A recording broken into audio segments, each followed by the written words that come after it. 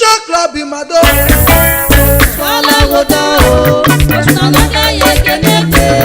Come on, Arimeona. Fisher Club in my door. Swala go down. Osana kaya keneke. Come on, Arimeona. Fisher Club in my door. Swala go down. Osana kaya keneke. Come on, Arimeona.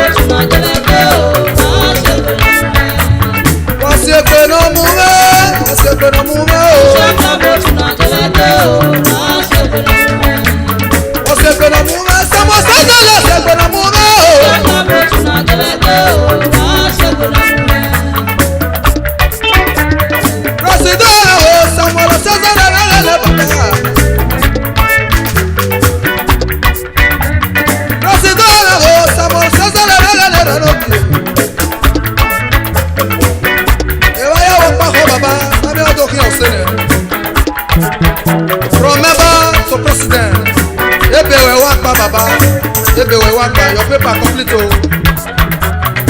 Ọmọ ni bẹ́ẹ̀ máa pa ẹ̀ẹ́tìkè member like president, wọ́n fò ìgbéra lókè.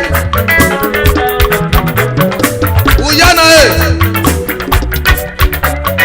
Ìyára ayọ̀ rẹ̀ sàmùsàsà lórí onígbòwé tó. Wọ́n ṣe gbẹ̀nà mú mẹ́, wọ́n ṣe gbẹ̀nà mú mẹ́ o.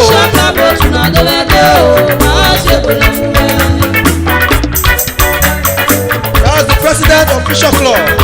Everywhere ye. Look, you say you want a baba. You buy your me a gade. Daddy Lucky, you say you want a vice president. Fisher Club. Is it Steven? Is it Balawo? Is it Badi Mosele Baba? General Secretary Fisher Club. That is Samuel Gabriel, treasurer. And that's another Onigho Kuyaza. All for Beranogi. Brother Saya Devala ni Mose, Onigho de Papa na Wiyarodo. O Saya Devala ni Mo. Financial Secretary. All for Onigho. That is Tajumeho. Mami Dele Onigho Mewedo. Papa Taju, Mami Dele Iraduko. Speaker Fisher Club. Olówó bàbá. Prof Osas Osawoyi. Canada man Piaro Fisher Club. Wọ́n tọ́ bàbá. Ìṣòwò ọlọ́lẹ̀ ni mo ṣe. Orí ọ̀tọ̀bọ̀ mẹ́rin náà ga. Onigho wẹ̀wẹ̀ tó discipline officer. Mo tún ní ẹni náà yó. Ọ̀sẹ̀ pẹ̀lú mú mẹ́ o. Fisher Club ó tún náà tẹ́lẹ̀ tó. Wàá ṣe pé lọ́mú rẹ̀.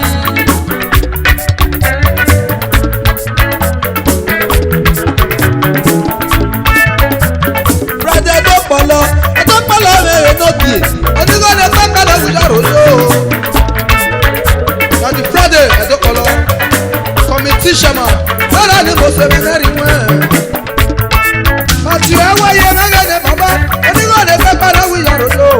Awaye mẹ́gẹ̀dẹ̀ ọ̀gá, Adbasa,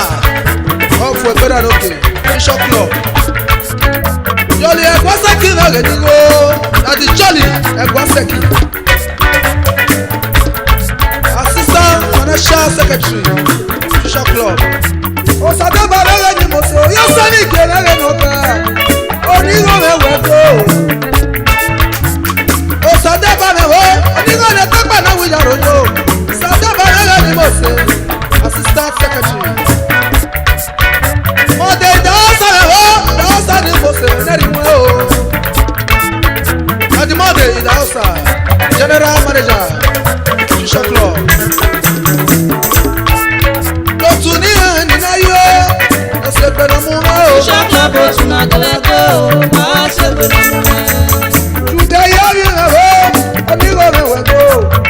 Assistant Manager. Akpokumalere ni mo se, nigale papa na wijaro ayo. Victor Akpokumalere noka, adi Victor Akpokuma. Strong member, Fisher Club. Daddy Ake Ogieba, strong member, Fisher Club. Ake Baba. Ikena lere ni mo se, Ikena Ikeshuku. Obi Konedo, strong member. Yaroyo, Ake Osaki, Osaki Nebo, Ake ni mo se lere no kile. Onigho me wedo. Osegbe no mume, Fisher Club osegbe no mume. Ọmọ lere ni mo se, Osaki lere no ka. Onigho de pepa na wijaro gajo. Ọmọ Osaki, strong member, Fisher Club. James Oko, strong member, Fisher Club. Ọ̀rẹ́ òwe àdìsẹ́ ẹ̀gbọ́n mọ́tò o.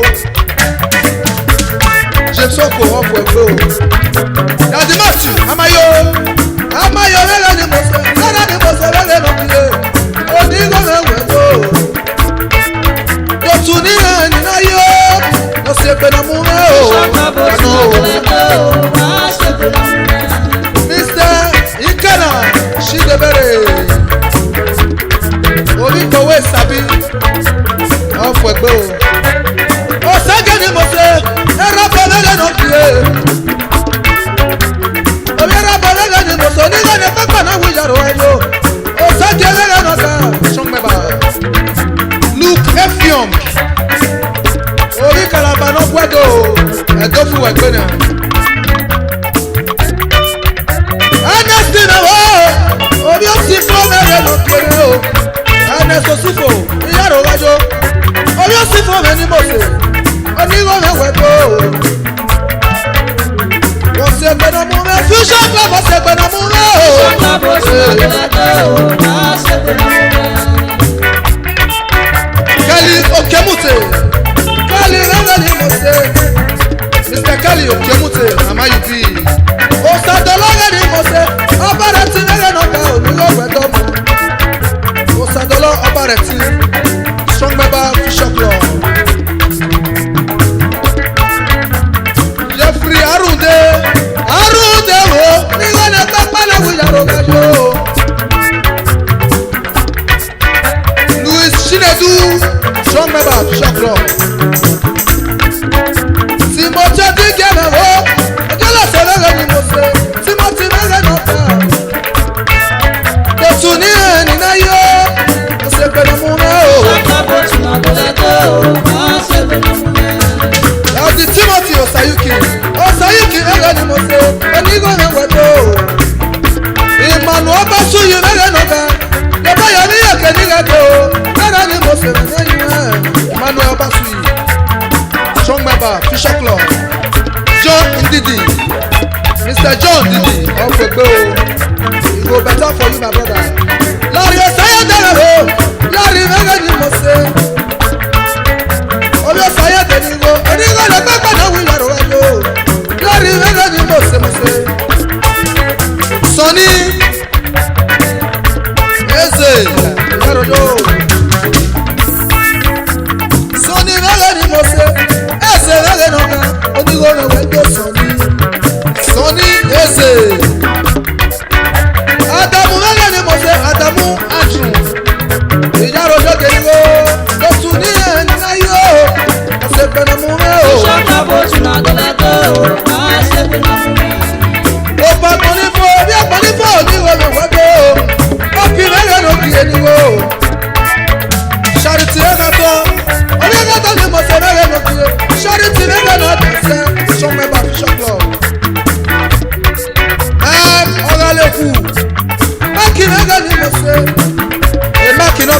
ọ̀pọ̀ ẹgbẹ́ o.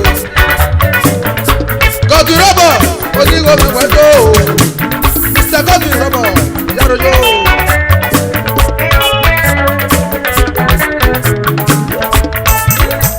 Wọ́n ṣe pé nà mú mẹ́ o. Wọ́n ṣe pé nà mú mẹ́. Ìṣọ́nà bó tún náà tẹ́lẹ̀ tó o. Wọ́n ṣe pé nà mú mẹ́. Òkú jẹ́ yèrè nígbó. Ẹ̀fọ́ sàlẹ̀rẹ̀ náà dàsẹ̀. Onigho mẹ́wẹ́ tó o. Òkú jẹ́ yé ẹ̀fọ́ sà Yarojo.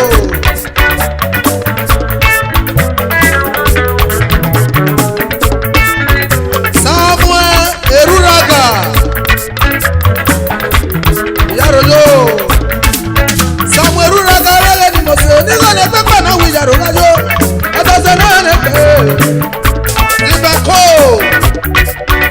ti bẹ́ẹ̀ ní ìrẹ̀lẹ̀ nígbà ọmọ yà mí yẹ kéde gàdé tó tún ní ẹni náà yó ọ̀sẹ̀ pẹ̀lú mú mẹ́. Ìṣọ́nà bó tún náà tẹ́lẹ̀ tó o. Wọ́n ṣe pé nà mú mẹ́. Ọ̀sẹ̀ pẹ̀lú mú mẹ́ bí sọ́kà ọ̀sẹ̀ pẹ̀lú mú mẹ́ o. Ìṣọ́nà bó tún náà tẹ́lẹ̀ tó o. Wọ́n ṣe pé nà mú mẹ́.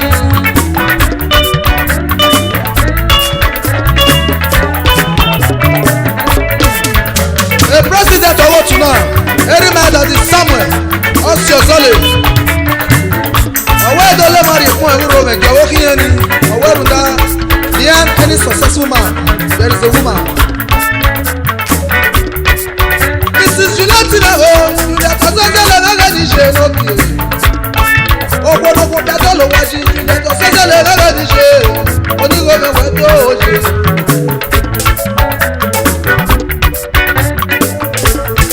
Comrade Henry Okaka, President Network for Empowerment, MDCO, Erino Hotel. Okaka lẹ́rẹ̀ ní bàbá, Osozele lẹ́wọ̀ ní wẹ̀dọ̀, Henry Okaka lẹ́rẹ̀ ní wo. MDCO, Erino Hotel. That is the beginning and the ending of enjoyment. Dadi Inosa lẹ́rẹ̀ ní mo ṣe o. Orí òwe ẹlẹ́rẹ̀ náà ta. Adinosa òwe the Okagere of Iduo winner community. Samo Osozele wẹ́ ní wẹ́dọ̀. Lọ́tún ní ẹni náà yó. Ọ̀sẹ̀ pẹ̀lú mú náà o. Ìṣọ́nà bó tún náà tẹ́lẹ̀ tó o. Wọ́n ṣe pé nà mú mẹ́. Daddy Lucky Osayiware, Vice Chairman of Bishop Club. Ọlọ́wọ́ ẹ̀ máa tó lé wàrí fún ẹ̀kì. Enoki ọwọ́ bá gé Nẹ́wọ̀sà, ẹ̀rọ lókè, bàbá Ogbẹ̀, Usiamata. Usiamata lẹ́gẹ̀lẹ́ bàbá o, Onigho mẹ́wù yàrá wájú. Ọwọ́ ni màá wẹ́ gé tu ẹ̀, ẹ̀rọ lókè. Daddy Uyi Igebo alias Meleke. Uyi rẹ̀ wò, Meleke lẹ́gẹ̀lẹ́ bàbá o, Onigho wẹ̀ dọ́mù. Daniel Ofuabo, Edaka Soshama, Lucky Osayiware wẹ̀dọ̀ bàbá. Ọ̀sẹ̀ pẹ̀lú mú náà o, ọ̀sẹ̀ pẹ̀lú mú náà. Ìṣọ́nà bó tún náà tẹ́lẹ̀ tó o. Wọ́n ṣe pé nà mú mẹ́. Izekwe Stephen, General Secretary, Era Loke.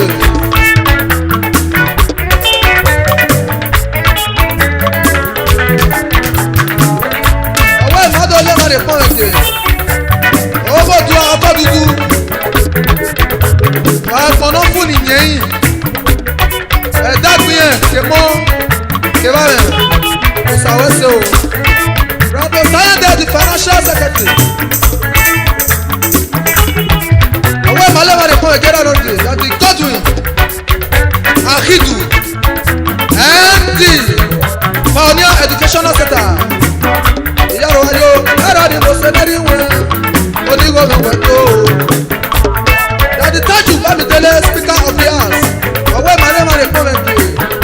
Iye níye, Madam Stella Bamidele, lovely sister. Iye ni mo ṣe lérí wẹ̀ o. CO Dublina Hotel Lagos. Ọ̀pọ̀pọ̀ rẹ̀ níye. Stella rẹ̀ níye o. Onigho wẹ̀ dọ́mù. Lọ́tún ní ẹni náà yó. Ọ̀sẹ̀ pẹ̀lú mú náà o. Ìṣọ́nà bó tún náà tẹ́lẹ̀ tó o. Wọ́n ṣe pé nà mú mẹ́. Ọ̀sẹ̀ pẹ̀lú mú náà. Fusion Club ọ̀sẹ̀ pẹ̀lú mú náà o. Ìṣọ́nà bó tún náà tẹ́lẹ̀ tó o. Wọ́n ṣe pé nà mú mẹ́. Ọ̀wẹ́ àlè fi ẹ̀ má pọ̀ mẹ́.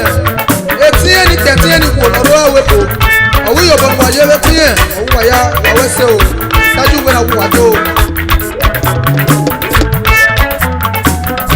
Otabo ìsọ̀wámẹ́ disciplinary officer àwọn ìmọ̀ràn lè kárí kọ́mẹ̀kì ẹ̀rọ dadi Edwin Oyomike Edwin Oyomike rẹ̀ o Otabo mẹ́wẹ́ ni wẹ̀dọ̀ kákọ̀wọ̀rú yẹn Mr and Mrs Lucky Osifo Erusa Otabo wẹ́ni wù wàdó Jerry aka Obis Otabo wẹ́ni wẹ̀dọ̀ Obisi náà o Jerry mẹ́rin ọ̀tá òní wọ́n wẹ̀dọ̀ Osadobame Oseleke Assistant Secretary Awenarepomeke Eraroke Chief Mr and Mrs Nessa Baswaye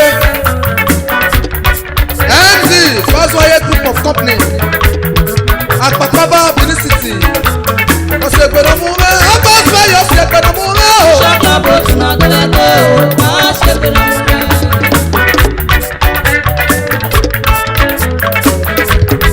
Prof. Osas Osawoyi Okpenoza Irazo Ọwọ́ ìdọ́lẹ́mọ̀rì ẹ̀kọ́ ẹ̀kìyè omi ṣíyẹn ní mọ̀sẹ̀mọ̀sẹ̀ ọwọ́ àrí àpàrí abẹ́ ọwọ́ rẹ̀ rí ilé wàáyé rẹ̀ àfi o yẹ̀rọ nàrí Tony Osawoyi aka Tony Camry CEO American Luxury Extended Stay Lekki Lagos ọ̀rẹ́ wà bọ̀rẹ̀ ọmọ ẹgbẹ́ avenue of Iyama Airport Road ìrànlọ́kì Dunia nina yo Osegbedomume o Shakabo tunadeleto Osegbedomume Osegbedomume Fusion Club Osegbedomume o Shakabo tunadeleto Osegbedomume Osegbedomume Fusion Club Osegbedomume o Shakabo tunadeleto Osegbedomume